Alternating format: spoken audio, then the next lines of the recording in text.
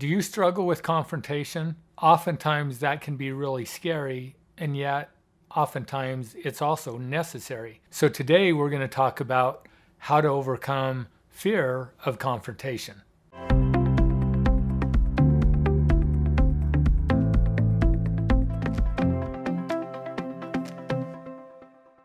Before we talk about overcoming the fear of confrontation, it's important that we understand what's really going on. Because if we don't really understand what the problem is, then whatever solution we come up with is really not going to be the solution to the problem. So if I have a fear of confrontation, what does that really mean? Am I afraid of confrontation? So let's talk about emotions for a minute. So fear is an emotion, and emotions are normal and natural. We all experience them. They're neither good nor bad. They just are. So that question in and of itself, the fear of confrontation, would indicate that confrontation is what creates the emotion of fear in me, in my life. So what that would say is that the equation, so where emotions come from, the equation that creates emotions would be that you have the circumstance or the situation, and that creates the emotion. So in this situation, it's confrontation creates fear. The question is that equation true?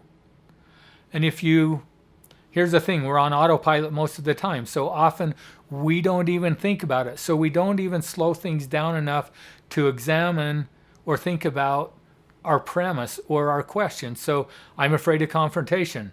Boom, I'm done. And I just accept it. And so anytime I'm faced with confrontation, I now experience this emotion of fear. But what that would mean is that if confrontation creates the emotion of fear, then it would mean that everybody who experiences or has to go into a situation of confrontation would feel fear. But is that true? I know that belief is not true because I know some people that like confrontation. So they enjoy confrontation. They think it's fun. So why would it be that I feel fear when I experience confrontation? It's not the confrontation itself. One of the things that's important to remember and understand, in this world in which we live, is that events and circumstances, so things that happen, things that we experience, they have no meaning until we attach meaning to them. So confrontation is just is. It doesn't mean anything until we attach meaning to it. So the correct or the true equation of what creates emotions is we have the event, the circumstance, the situation. Again, we will call that the antecedent. So this is the trigger, or this is the thing that happens first. The trigger doesn't create the emotion. So it's not A equals emotion. It's not antecedent equals emotion. It's our thoughts about the antecedent or the trigger that creates the emotion. So the truth is,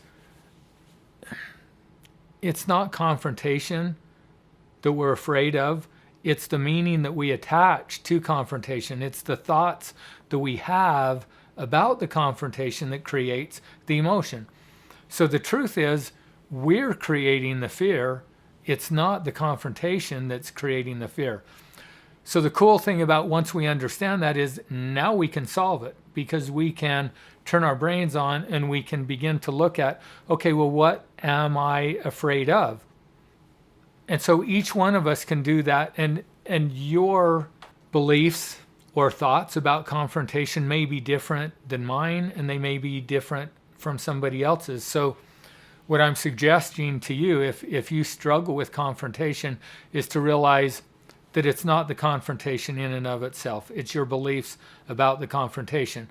And so this is an opportunity now to ask yourself, okay, well, what am I afraid of? And let's kind of brainstorm a couple of things that we could be afraid of. We could be afraid of not getting what we want. We could be afraid of how the other person is going to respond. So maybe we're afraid that they're going to get angry at us. Or if we confront them about something, maybe it's our friend or a family member, and we're afraid that if we confront them, well, maybe they'll leave us. Maybe they'll get mad at us. Maybe they won't like us.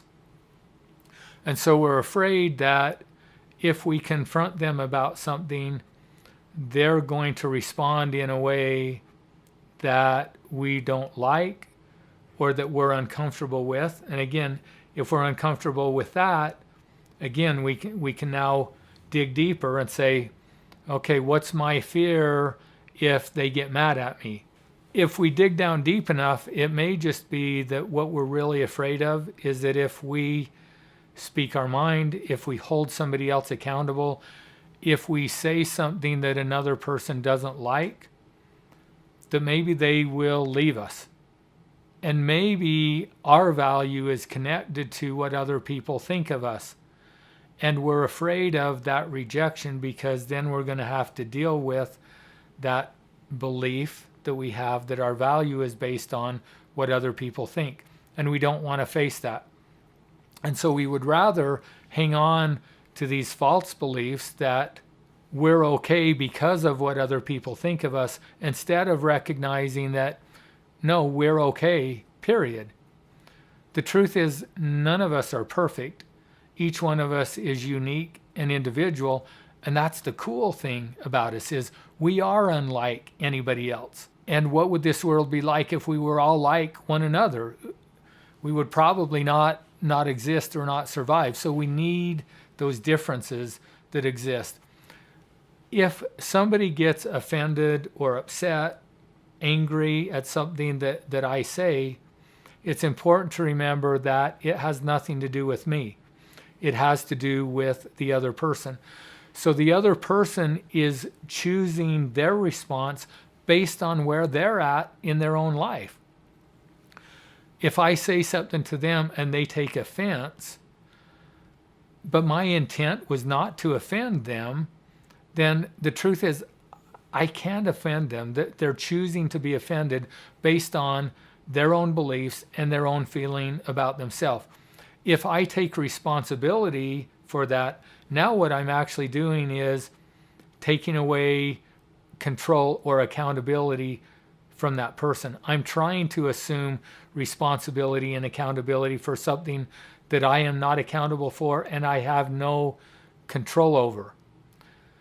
If I have a confrontation with somebody and they get angry, I don't have the power or the control to make them angry. Think about that. And that's one of the principles that govern this world in which we live, and that is that each one of us control our own emotions. We also control our thoughts and we control our behaviors. So I can't make somebody be angry. So if I'm saying something and that person is getting angry, that's a choice that they're making because they have learned throughout their life that when they get angry, it does something for them. It gives them a payoff or a benefit. And so it may be that it's difficult for them to hear what I have to say because I'm holding them accountable for something that they did or didn't do.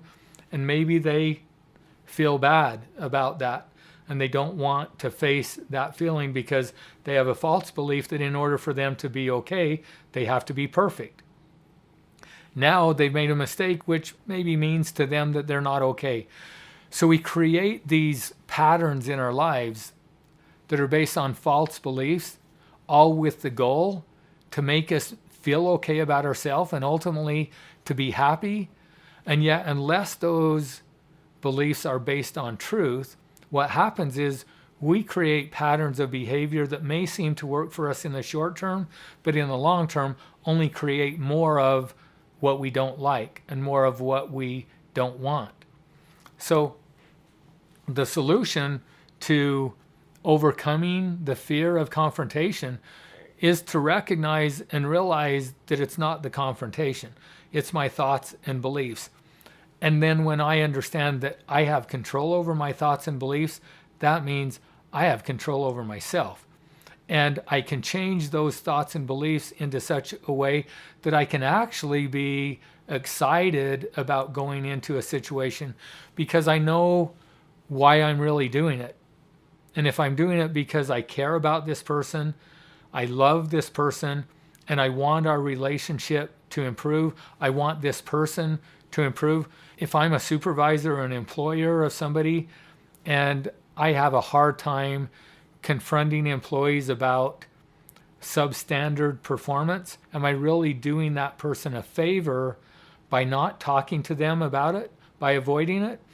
No, because that person is going to assume that what they're doing is working, and that that behavior may get worse and worse over time, which may ultimately lead to them losing their job.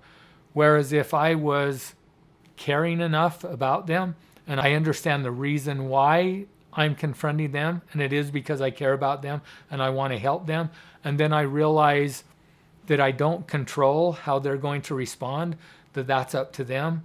And if they want to get angry, they can choose to get angry. If they want to feel hurt, they can choose to feel hurt. All of that is necessary for them because that's where they're at in their life. And all they can do is behave in accordance with where they're at in their life. The consequences and the outcomes of their behavior are there to teach them what's working and not working. The consequences in my life are here to teach me about what's working and not working. So the best thing that I can do is learn as much about myself, recognize that everything I do for a reason, and it's based on the beliefs that are driving my behavior. And I want to be able to seek out what my beliefs are. I need to be willing to question my beliefs to know if, in fact, those beliefs are true. Are they based on truth or principle, or are they just beliefs that I've picked up along the way and work in the short term but not in the long term? If I do this, not only am I going to find more happiness in my life, then the way that I interact with other people is going to help them find more happiness in their life. By watching this video, hopefully you've had an aha or two about you in your life, whether it's about confrontation or something else. And if so, share that aha with us in the comments below. And if you want to know more about what we teach and what we do, visit our website at principlebasedliving.com.